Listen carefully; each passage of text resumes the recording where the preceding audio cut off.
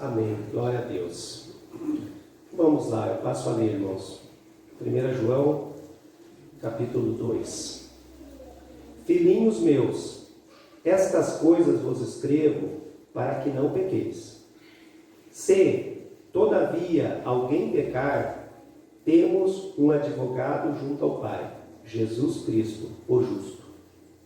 E Ele é a propiciação pelos nossos pecados, e não somente pelos nossos próprios, mas ainda pelos do mundo inteiro. Ora, sabemos que o temos conhecido por isso, se guardamos os seus mandamentos. Aquele que diz, eu conheço, e não guarda seus mandamentos, é mentiroso, e nele não está a verdade. Aquele, entretanto, que guarda a sua palavra, nele verdadeiramente tem sido aperfeiçoado o amor de Deus. Nisto sabemos que estamos nele. Aquele que diz que permanece nele, esse deve também andar assim como ele andou. Até aqui.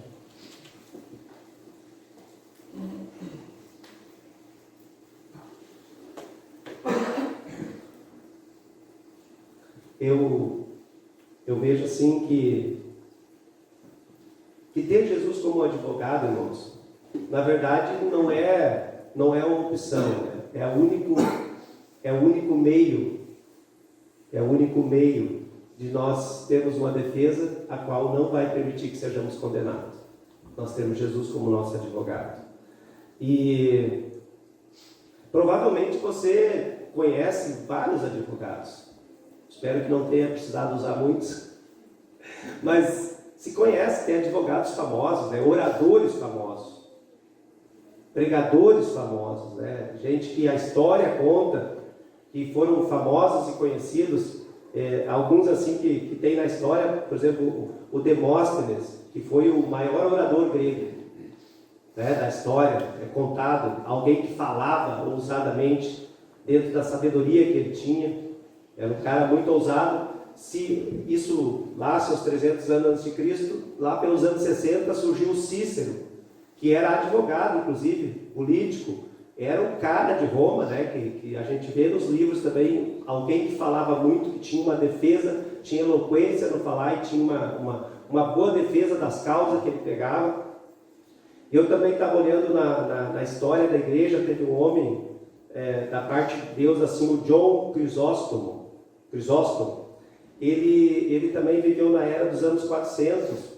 Ele foi considerado um cara tremendo da parte de Deus, dos pais da igreja primitiva dessa época. Ele era, se você ler sobre ele, entrar lá, tu vai ver que ele era considerado assim o boca de ouro.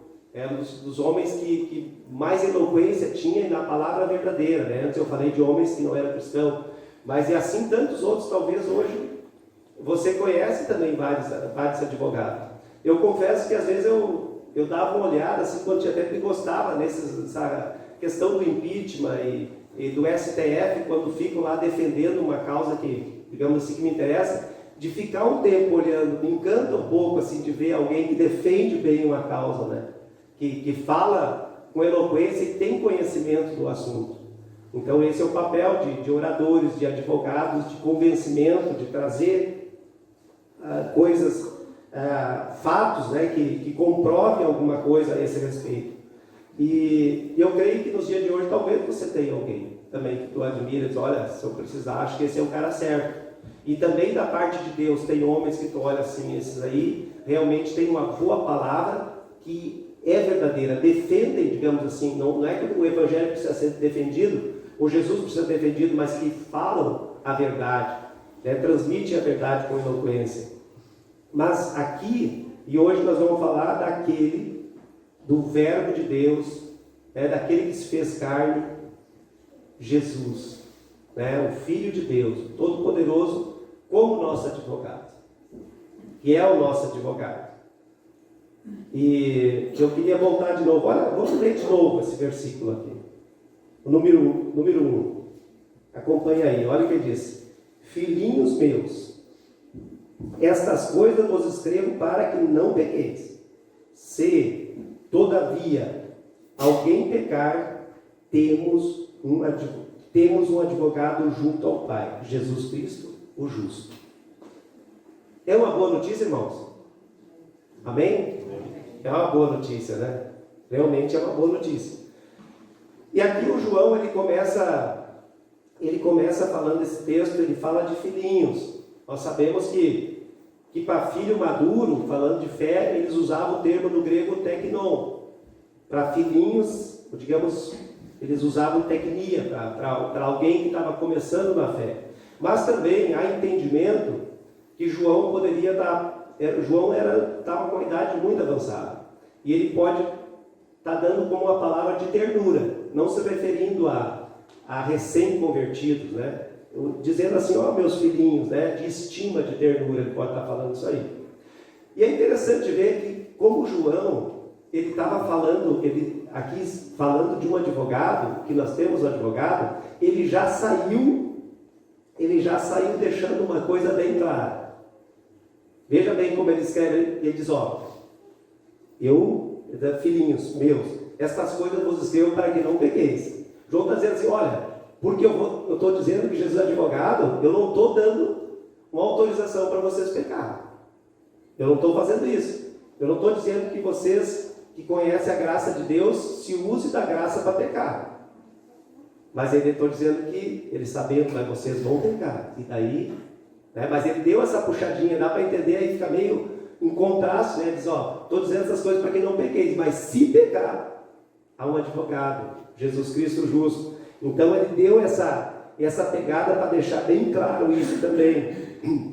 E eu quero comentar alguns fatos assim que eu creio que também é nítido para vocês e trazer para nós de como é precioso Jesus como advogado. Primeiro, porque ele teve um caráter absolutamente provado, incorruptível. Por isso que ele é o advogado justo. E não conhecer advogados, irmãos, provavelmente assim, o que é que se nota muitas vezes? Conhecendo, estudando, lendo sobre eles. Tem muitos caras que são gigantes, assim na tribuna, né? Acho que se tu olhar, ou se tu já olhou, tu gosta, tu vê falar, mas eles são muito pequenos na conduta.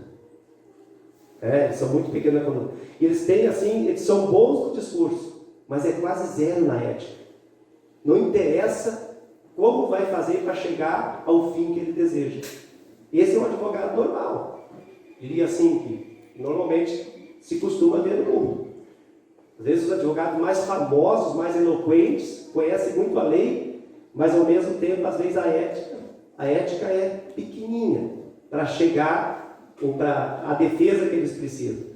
Irmãos, nos tribunais da terra é normal isso. Se a gente vê pela história, é normal. Na verdade, muitas vezes a justiça é pisada, é distorcida, é deixada de lado. Só para a gente relembrar um pouquinho, se olhar assim, olha João Batista. João Batista, ele denunciava o que Herodes estava fazendo. Um exemplo, né? Estava trazendo para ele a respeito do casamento dele, algumas coisas. O que ocorreu com João Batista? Prisão, e para completar, cabeça na bandeja. E Herodes, de boa. Se olhar para a época de Paulo também é um cara que depois que ele tomou a atitude, ele viveu uma vida santa também, uma vida andando com Deus. E daí, se tu olhar a história, vê Nero no poder lá em Roma, e Paulo lá em Roma também, no calabouço, nas prisões mais fedorentas da época, né?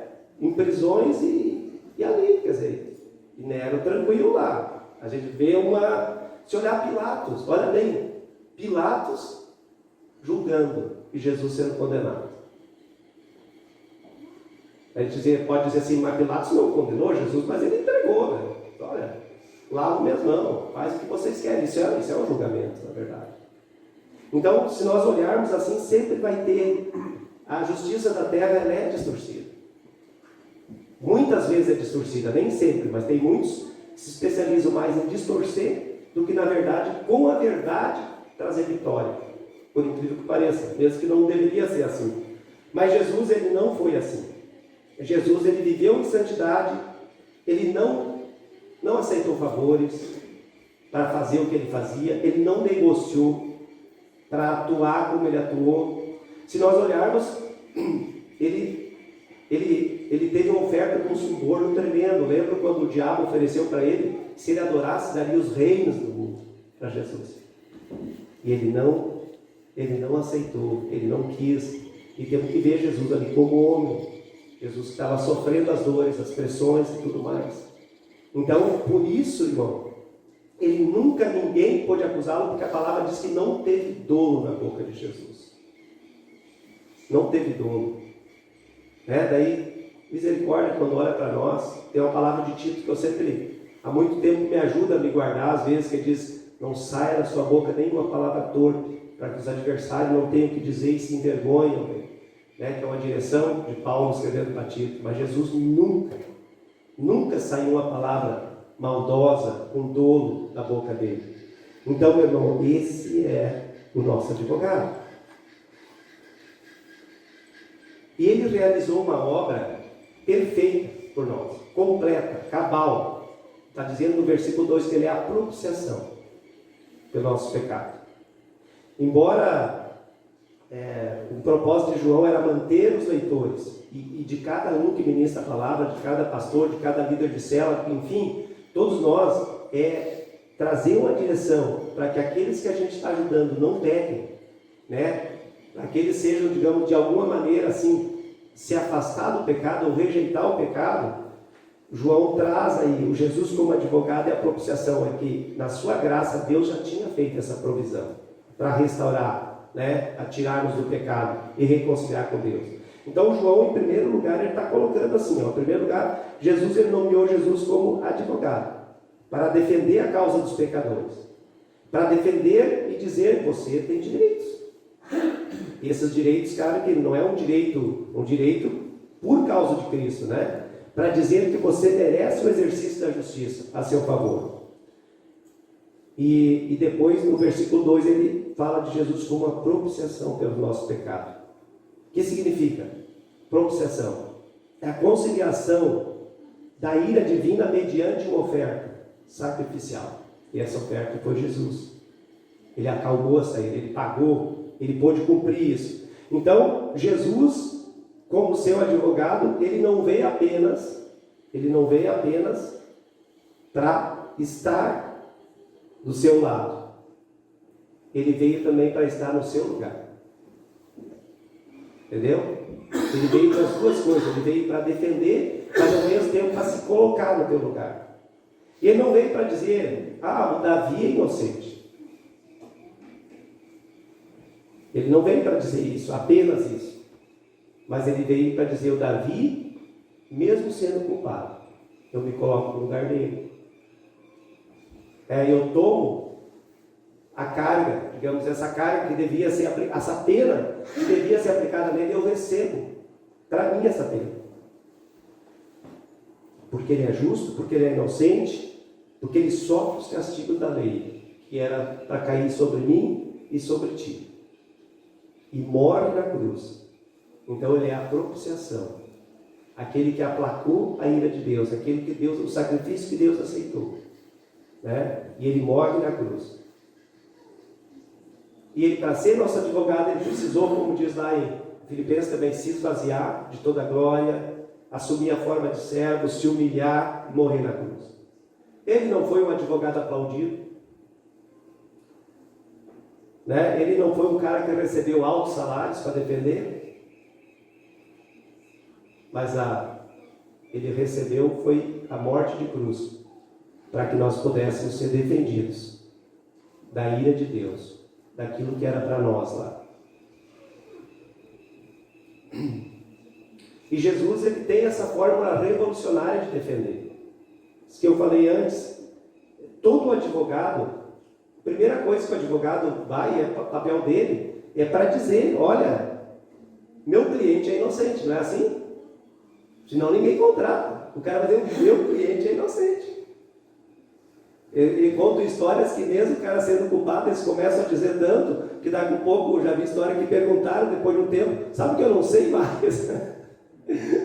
Acho que eu tinha matado alguém, mas eu não acho que não foi mesmo. O cara me convenceu que não fui eu. De tão insistente que ele é, que tu é inocente, é inocente. E Jesus não, irmão. Jesus, ele veio para dizer, quando é culpado, meu cliente é culpado. Meu cliente é culpado. Ele não veio para dizer que você é bom, que você é uma vítima do sistema, porque tudo aí, tu vê muita defesa, né? O fulano é assim, porque olha só, é vítima do Estado. Eu também não estou dizendo que o Estado não tem sua culpa, mas assim se arrumam maneiras para dizer, olha, não pôde estudar, não pôde fazer isso, não teve acesso a nada. E nesse lado aí pode até incluir a igreja não foi até lá. Se olharmos por esse, né, pode ser culpado. Então, ele não defende alguém como vítima do sistema. E também ele não diz, esse meu cliente tem méritos para ter uma defesa no tribunal divino. Ele não diz isso. O que é que Jesus diz? Ele é um pecador e o salário do pecado é a morte. É isso que ele diz. Mas ele também diz, o meu cliente é culpado. Mas ele volta àquilo que é a propiciação. Eu sou o representante dele e eu me coloco no lugar do meu cliente. Eu pago o preço. Veja, irmãos, como isso é tremendo. Eu creio que assim, quando a gente medita tu pode chegar em casa e pegar muitos outros textos, eu creio que vem uma tremenda gratidão para nós, quando a gente começa a olhar nesses termos, como Jesus tem feito por nós, o que ele fez e o que ele continua fazendo por nós. Ele diz, o que ele vai dizer no tribunal? Eu sofro as penalidades da lei do meu cliente. Elas vão ser aplicadas em mim. Elas foram aplicadas em mim. Um outro aspecto, né, que é muito tremendo, Jesus é um advogado gratuito. O advogado sai caro, né, irmãos? Mexeu em advogado, para começo de conversa, tu já sai gastando dinheiro. Jesus, ele é um advogado que não cobra nada. Por quê? Porque ele já pagou lá na cruz. Não é uma questão de nós olharmos, somar todas as obras e ver se elas são maiores que o pecado. Nós sabemos que não é assim. Jesus pagou lá na cruz. Quando ele disse assim para o Pai, está consumado, ele disse, está pago. A dívida está paga. Essa palavra aí, né? Tetelestai. Guarda bem essa palavra, se tu não creio que tu sabe também, mas estuda ela, tetelestai. Quer dizer, está pronto. Os gregos usavam tinha três significados básicos para eles essa palavra. O primeiro deles era quando o pai delegava uma tarefa para o filho. O filho tinha uma tarefa para fazer e ele saía, né, ia fazer um trabalho, ou seja, na lavoura, ou qualquer uma tarefa. E quando estava pronto, o filho chegava e dizia, papai, tetelestai, está feito. Aquilo que tu me pediu está feito. Também tinha um segundo significado, que era quando tu tinha assumia uma dívida, comprava algo, né, na dívida, e quando tu chegava para pagar essa duplicata, ia liquidar a dívida, tu ia no lugar, tipo o cartório da época, pessoas, eles tinham um carimbo feito, tetelestai. Tua dívida está paga, é plena, está liquidada a tua dívida. E assim Jesus, irmãos, ele fez por nós, quando ele disse, está consumado. Pai, ele disse para o Pai, está pronto, cumpri. Para nós ele estava dizendo, tua dívida, ele está dizendo hoje, tua dívida está paga. E tinha uma terceira, que era usada, que quando compravam um bem imóvel, normalmente uma propriedade, né? E também quando ia lá para receber a escritura pública, que é no nosso caso, o registro de imóveis, chegava lá, depois de pronto, recebia o carimbo, tetelestai. É tua. Usufrua daquilo que é teu. Né? Eu creio que da mesma forma, Jesus está dizendo hoje para nós, tetelestai, usufrua. Eu paguei, tu está com isso na mão agora. Tu pode usufruir. Usufrua disso. Quando ele morreu na cruz, e quando ele disse isso, ele está dizendo essas coisas para nós. Ele disse para o Pai, e ao mesmo tempo tem um significado tremendo para nós. Está pago. Não te preocupa agora, está pago. Receba, é teu direito. É direito de toda a humanidade a vida eterna. Porque Jesus comprou. Só tem um porém, mas não depende de Jesus, depende de ti. Depende de cada um. o que João escreve também? Mas a todos quantos o receberam, deu-lhes o poder de serem feitos filhos de Deus, a saber os que creem no seu nome. Mas a parte de Jesus, irmãos, está pronta. Então, quando falamos de Cristo para alguém, é com Ele. Precisamos contar o que houve com nós. Tetelestai, está paga, digo. A pessoa pode dizer assim, mas eu estou vivendo no inferno. Porque não sabe, ou não entendeu, que Jesus já pagou. Que Jesus já pagou. Isso é tão forte, irmãos. Se tu quiser abrir 1 Timóteo 6,12, senão eu vou ler aqui, tem uma palavra que me chamou por demais a atenção. Quando Paulo está falando para Timóteo, ele diz, toma posse, deixa eu ler o documento, combate o bom combate da fé, Paulo dizendo para ele, combate o bom combate da fé. Toma posse da vida eterna. Toma posse da vida eterna, para a qual também fostes chamado e de que fizeste a boa confissão perante muitas testemunhas. Eu quero que tu guarde essa palavra para ti hoje, irmão. Toma posse da vida eterna. Eu creio, daí tu vai dizer, mas o Timóteo não era um cara convertido? Pregava a palavra, discípulo Paulo? Sim, era. Por que Paulo disse isso para ele?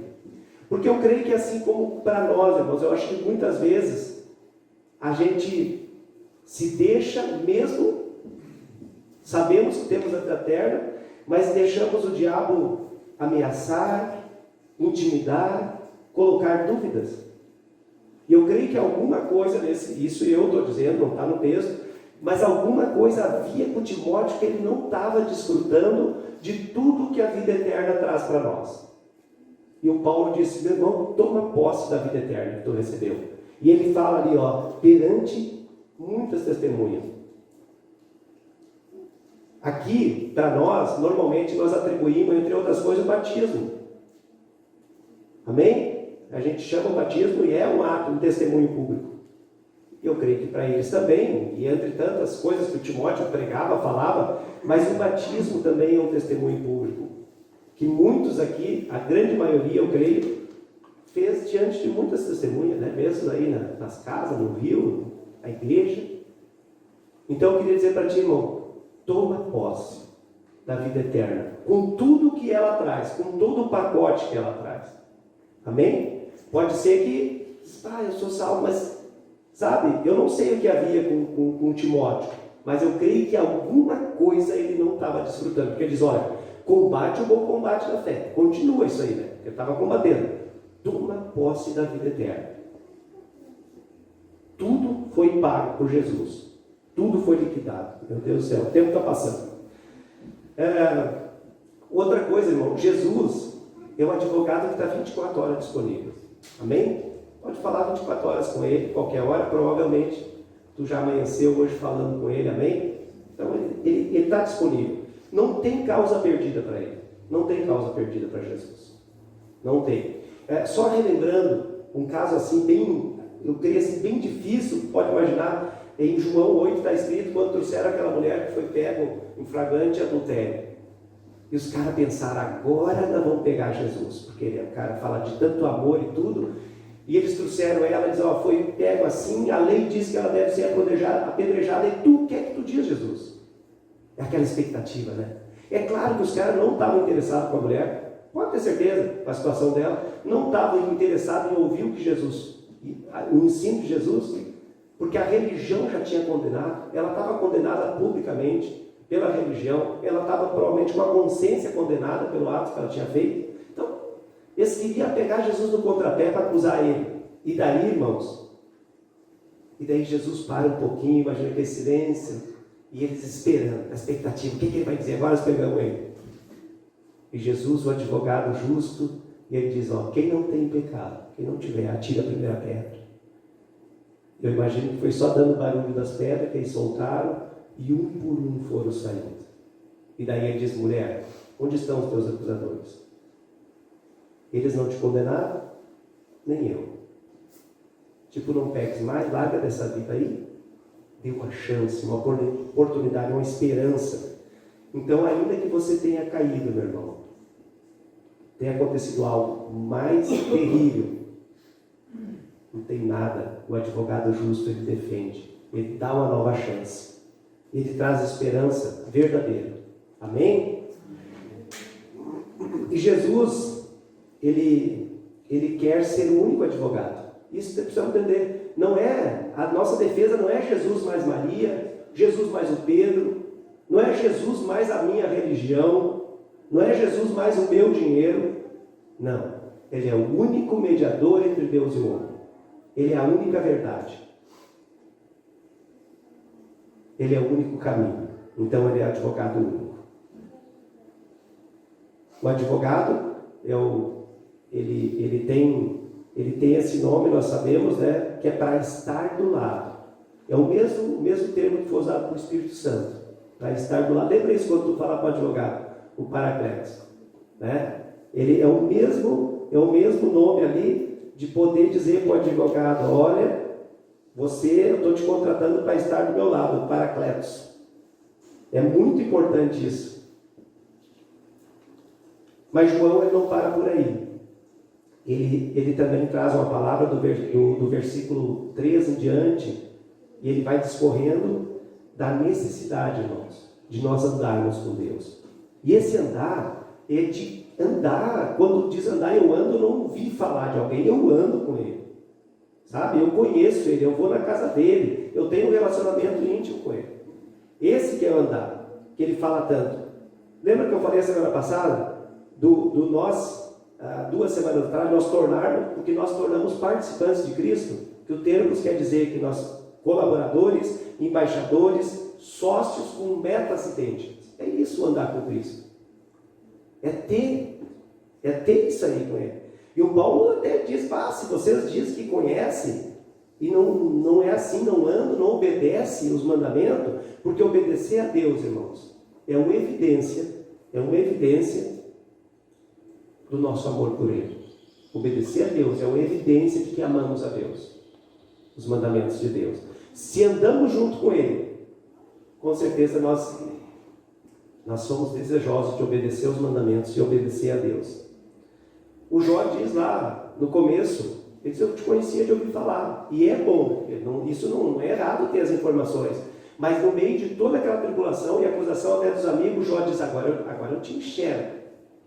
Era tão tremenda a intimidade dele que agora eu te vejo. Oséias, ele diz: conheçamos e prossigamos em conhecer o Senhor. Todo dia. É um andar junto. Não há como desvincular isso. Isso não é só, faz parte da leitura, mas o andar com Deus é deixar de alguma maneira, permitir que a nossa mente, o nosso coração seja tomada pela vontade de Deus. Onde ele diz ali que no versículo 5, que verdadeiramente tem se aperfeiçoado o amor de Deus, naquele que guarda a palavra. Esse aperfeiçoado aí é completado, é realizado, é ir até o fim, é chegar em uma conclusão de sucesso, é atingir metas, é cumprir metas, é chegar a uma maturidade espiritual. Então, aqueles que andam com Jesus, irmãos, nós precisamos nos permitir que o amor de Cristo seja aperfeiçoado em nós. Porque todos nós sabemos que Jesus não arromba nada, Ele não força nada, mas Ele deseja que a gente queira isso. E ele termina no 6, eu também estou terminando aqui: aquele que diz que permanece nele, esse também deve andar assim como ele andou. Como é que Jesus andou? Em obediência ao Pai, amando incondicionalmente, não importava aqueles que maltrataram, que cuspiram, que pregaram ele na cruz, ele amou igual como ama cada um de nós. Em Atos 10:38 diz que ele andou por toda parte fazendo o bem. Mateus 20:28 deixa muito claro que Jesus não veio para ser servido, veio para servir. E ele todo o tempo falou do reino de Deus. E eu diria, irmãos, acho que isso é o que nós devemos almejar. Andar como ele andou, junto com ele, fazendo as coisas que Jesus fazia.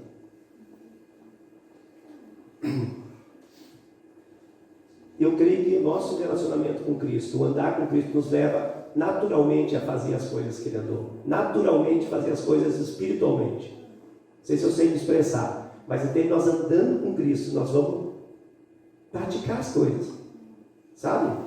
Eu creio que quando nós andamos com Cristo, entendemos as coisas, não precisa, nem nós aqui, nem em lugar nenhum, todo domingo alguém dizer, cara, nós precisamos evangelizar essa cidade. Nós precisamos disso, porque se o nosso andar, a vida de Cristo flui em nós, é uma coisa natural de cada um de nós, vai ter o mesmo sentimento que Cristo tinha, que as pessoas sejam salvas, que desfrutem de uma vida eterna como nós. E não vai ser na manivela sempre, vamos lá pessoal, nós precisamos fazer a campanha. Eu não estou dizendo que não pode fazer isso, mas eu creio, e estou crendo cada vez mais, que o andar com Cristo, o ser cheio de Deus, o ver todas as características, assim, compreender o quanto Jesus fez e faz por nós, vai nos levar com alegria a andar com Cristo e continuar fazendo o que Jesus fazia. Amém, irmãos? Vai continuar fazendo o que Jesus fazia. Eu queria dizer para ti assim, ó, não importa qual é a tua causa hoje ou amanhã, há solução para ela. Amém? Há solução para a tua causa. Por quê?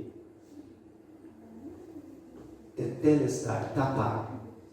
Sabe? Jesus é o advogado justo. Então, há solução. E a outra palavra que eu queria deixar, não de cobrança, mas de incentivo. Vamos andar com Jesus, queridos. Permitir. Nós precisamos permitir que Ele flua em nós. Sabe? Vai ter o desejo, sim. Eu creio que nós vamos olhar para os incrédulos e vamos chorar por eles, como Jesus chorou. Porque, sabe, tu e eu, e tanta gente tem tantos amigos, e da família, e daí tu olha e nós queremos, sim, muitas vezes, ficamos clamando para Jesus voltar, e sabemos que é uma coisa que só pertence ao Pai. E eles, sabe, o que vai ocorrer com eles? Nós sabemos o que vai ocorrer. Então, de ter essa paixão pelas vidas, sabe? E eu creio assim, é nos permitir andar com Cristo e deixarmos ser aperfeiçoados pelo amor, pela vida dele. E é possível. É possível. Tem cada história tremenda sobre a vida de João, que não estão na Bíblia, mas eu creio que são fiéis, assim, tenho lido. Não dá tempo de contar como foi a vida desse homem, o amor que ele tinha pelos perdidos. E esse amor, ele está em nós, está entre nós. E podemos nos alegrar nisso. Amém? Gostaria que você fosse para casa feliz, alegre, porque você tem um advogado justo, que não perde causa. Amém? E Ele está contigo, e Ele quer andar contigo, e quer que o amor dele seja aperfeiçoado nas nossas vidas, para nós, como igreja também, como unidade, nós podermos assim, andarmos na unidade e andarmos com Cristo. Aleluia. Amém. Vamos ficar de pé, irmãos?